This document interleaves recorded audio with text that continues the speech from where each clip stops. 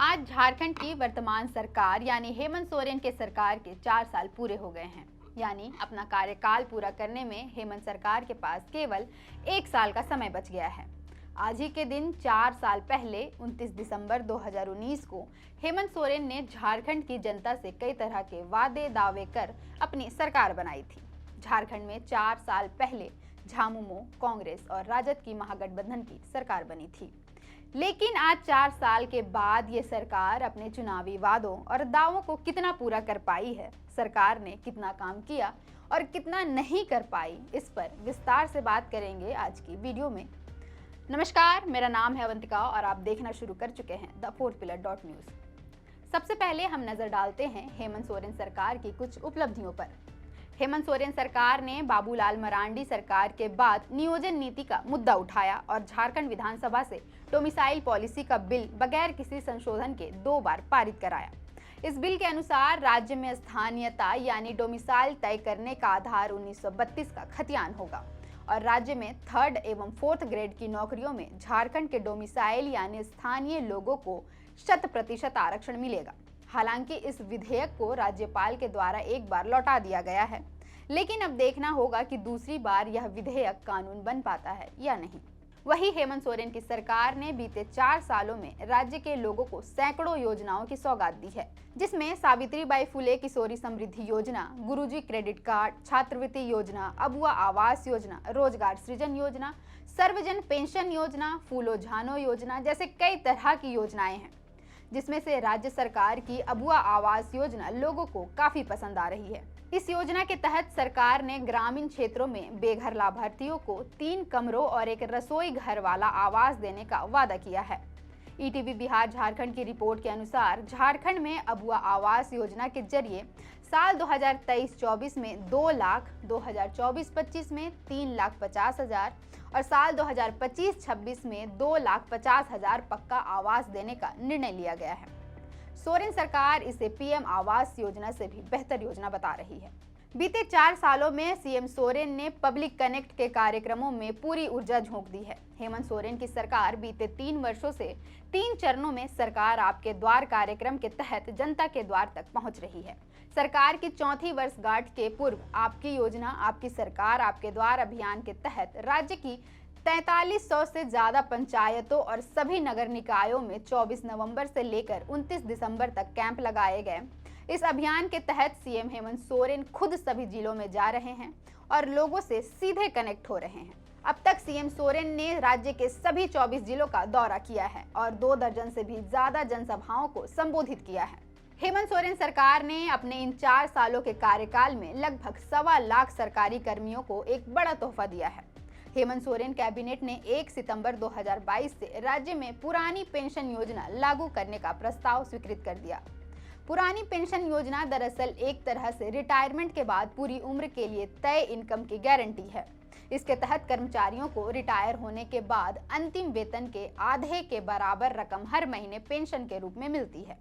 उसके ऊपर से महंगाई भत्ते का भी लाभ मिलता रहता है। महंगाई भत्ते को साल में 2 बार बढ़ाया भी जाता है। एक्सपर्ट्स का मानना है कि हेमंत सोरेन सरकार की सीएम स्कूल ऑफ एक्सीलेंस उनकी बड़ी उपलब्धियों में से एक है। इस स्कूल के संचालन से झारखंड में शिक्षा का स्तर और ऊपर उठेगा।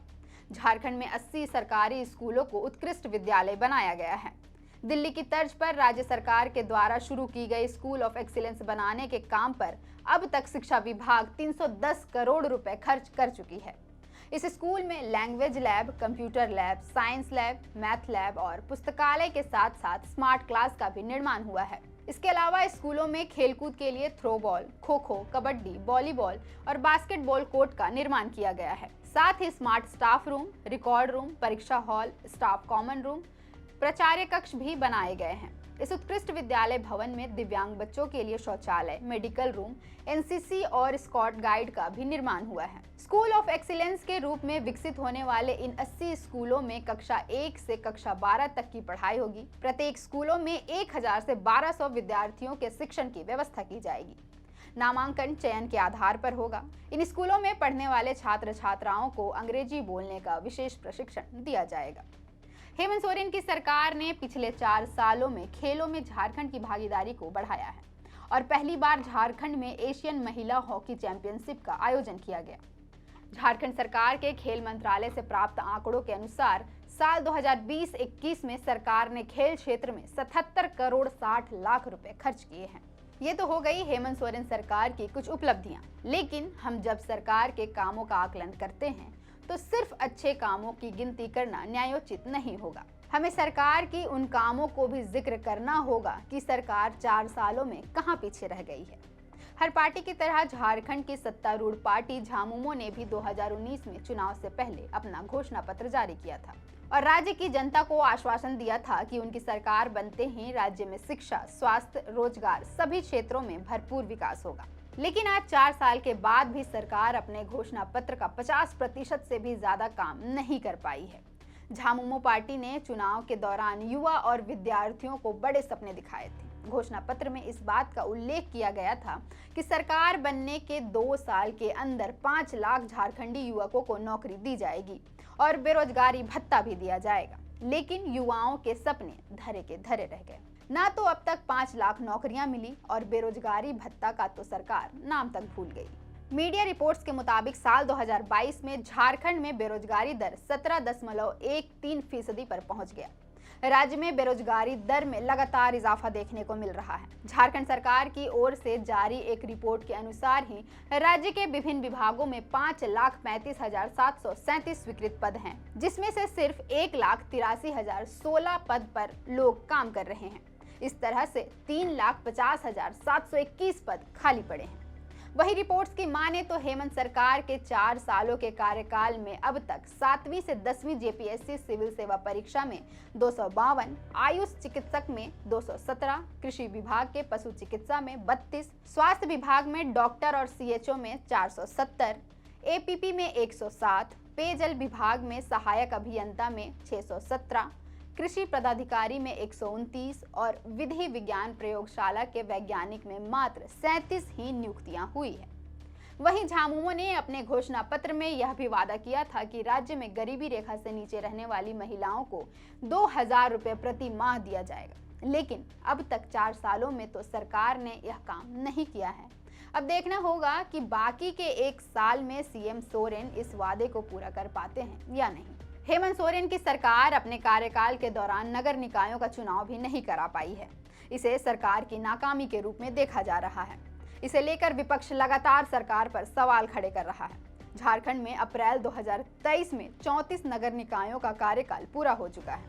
इससे पहले 14 निकायों में मई 2020 से ही चुनाव लंबित हैं। राज्य के सारे नगर निकाय प्रतिनिधि विहीन हो चुके हैं।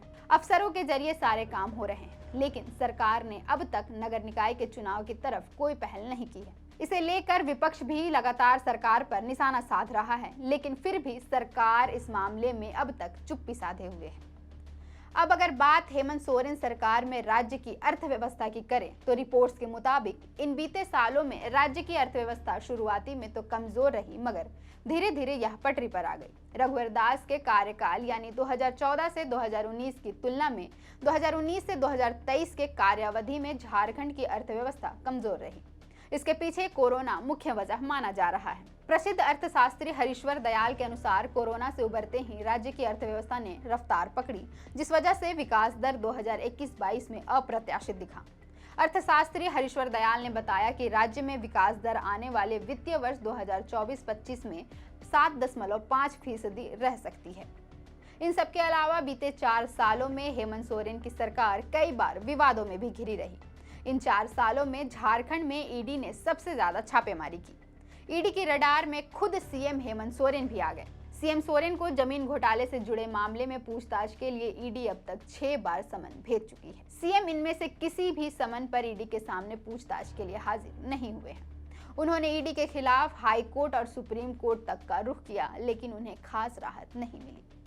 ईडी की गाज सीएम के विधायक प्रतिनिधि पंकज मिश्रा पर भी गिरी। 19 जुलाई 2022 को प्रवर्तन निदेशालय ने मनी लॉन्ड्रिंग मामले में पूछताछ के लिए पंकज मिश्रा को अपने कार्यालय में बुलाया था। सुबह करीब 11 बजे पंकज मिश्रा प्रवर्तन निदेशालय के सवालों का जवाब देने के लिए पहुंचे। दिन भर ईडी के अधिकारियों ने उनसे पूछताछ की। पूछताछ के बाद ईडी ने उन्हें गिरफ्तार कर लिया। वहीं इन 4 सालों के कार्यकाल के दौरान झारखंड में 2 आईएएस अधिकारियों की भी गिरफ्तारी हो चुकी है।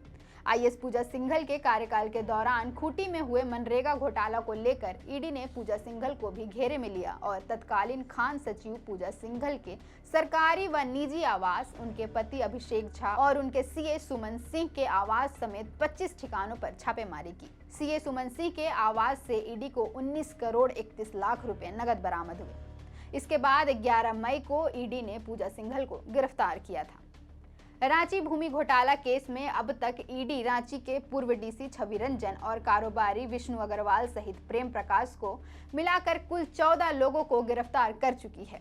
केस की जांच पिछले 1 साल से चल रही है। पिछले साल ईडी ने नवंबर में कारोबारी विष्णु अग्रवाल के ठिकाने पर छापा मारा था। इसी वर्ष 13 अप्रैल को ईडी ने पूर्व रांची डीसी और तत्कालीन समाज कल्याण निदेशक छवि रंजन के जमशेदपुर स्थित घर के अलावा रांची, सिमडेगा और हजारीबाग के कई ठिकानों पर छापा मारा था। उसी दिन 7 लोग गिरफ्तार किए गए थे। साहिबगंज में 1000 करोड़ रुपए के अवैध खनन और मनी लॉन्ड्रिंग केस में ईडी ने प्रेम प्रकाश को पिछले साल ही गिरफ्तार किया था। वहीं 24 दिसंबर 2021 को जिला स्तरीय पदों पर मैट्रिक के लिए जनजातीय और क्षेत्रीय भाषाओं की सूची जारी की गई थी, जिसमें भोजपुरी और मगही को भी जगह दी गई थी, जिसके बाद सरकार को विरोध का सामना करना पड़ा था। भाषा की लिस्ट जारी होने के साथ ही बोकारो और धनबाद में इसका विरोध शुरू हो गया था। भोजपुरी और मगही को हटाने की मांग को लेकर विभिन्न संगठनों ने प्रदर्शन शुरू कर दिया था। राज्य भर में इसका उग्र विरोध देखने को मिला था। अधिक विरोध के कारण सरकार ने इस क्षेत्रीय भाषा की सूची से भोजपुरी और मगही को हटाने का निर्णय लिया। इन सबके साथ झारखंड में इन 4 सालों में बांग्लादेशी घुसपैठ का मामला बार बार सामने आता रहा है। संथाल परगना में बांग्लादेशी घुसपैठ के बढ़ते मामलों को लेकर डेनियल दानिश ने जनहित याचिका दायर की थी। डेनियल दानिश ने आरोप लगाया था कि साहिबगंज, पाकुड़, गोड्डा, जामताड़ा, दुमका की सीमा जो बांग्लादेश से सटे हुए हैं, उनमें सुनियोजित तरीके से घुसपैठ कराया जाता है। याचिका में कहा गया कि घुसपैठिए आदिवासी लड़कियों से शादी करते हैं, फिर लड़की का धर्म परिवर्तन करा देते हैं। पिछले कुछ वर्षों में संथाल परगना के साहिबगंज, जामताड़ा, गोड्डा, पाकुड़, दुमका आदि जिलों में अचानक मदरसों की संख्या में बढ़ोतरी देखी गई है। रिपोर्ट्स की माने तो घुसपैठियों को इन मदरसों में ठहराया जाता है। यहाँ उनके दस्तावेज तैयार होते हैं, जिसके बाद उन्हें बाहर निकाला जाता है। इन मामलों में हाईकोर्ट को केंद्र ने बताया कि राज्य सरकार इस मामले में फैसला लेने के लिए स्वतंत्र है, लेकिन हेमंत सोरेन सरकार ने घुसपैठ के मामले में अब तक कोई भी स्पष्ट निर्णय नहीं लिया है। 2019 से 2023 तक अपने 4 साल के कार्यकाल में हेमंत सरकार को तारीफों से अधिक विरोधों का सामना करना पड़ा है। बावजूद इसके हेमंत सोरेन ने बतौर आदिवासी मुख्यमंत्री अब तक झारखंड में सबसे लंबा कार्यकाल चलाया है। और अगर हेमंत सोरेन अपने 5 साल के कार्यकाल को पूरा करने में सफल होते हैं तो हेमंत सोरेन झारखंड के पहले गैर भाजपा सीएम बन जाएंगे जिन्होंने अपना 5 साल का कार्यकाल पूरा कर लिया हो। आपकी योजना, आपकी सरकार, आपके द्वार कार्यक्रम में सीएम हेमंत सोरेन लगातार राज्य की जनता से वादा कर रहे हैं कि आगे भी सरकार राज्य के विकास के लिए काम करती रहेगी। सरकार आपके द्वार कार्यक्रम में सीएम ने कहा कि रोजगार के मोर्चे पर सरकार बेहद संवेदनशील है। सरकारी और निजी क्षेत्र में बड़े पैमाने पर युवाओं को नौकरी दी जा रही है। वहीं मुख्यमंत्री रोजगार सृजन योजना के माध्यम से रोजगार के इच्छुक युवाओं को आर्थिक मदद की जा रही है। युवा अपने पैरों पर खड़ा हो सके, इसके लिए सरकार योजनाबद्ध तरीके से काम कर रही है। अब 2024 के विधानसभा चुनाव के नतीजों के बाद ही पता चल पाएगा कि झारखंड की हेमंत सरकार को फिर से राज्य की कमान सौंपी जाएगी या नहीं। अब राज्य की जनता ही अगले साल हेमंत सरकार के कामों का रिपोर्ट कार्ड जारी करेगी। आपको ये जानकारी कैसी लगी, कमेंट बॉक्स में हमें लिखकर जरूर बताएं। फिलहाल के लिए इतना ही। देखते रहें द4thPillar.news। अगर आप चाहते हैं कि हमारे वीडियोस का नोटिफिकेशन आपको बिना देरी के मिलता रहे तो आप इस चैनल को फॉलो और सब्सक्राइब जरूर कर लें। बाकी आप हमारे काम को लेकर कोई सुझाव हमें देना चाहते हो तो कमेंट बॉक्स में आप सादर आमंत्रित हैं। इसके अलावा हमारे वीडियोस आपको अलग अलग ठिकानों जैसे फेसबुक, इंस्टाग्राम, ट्विटर पर भी देखने को मिलेंगे, जिसके लिंक डिस्क्रिप्शन में डाल दिए गए हैं। शुक्रिया।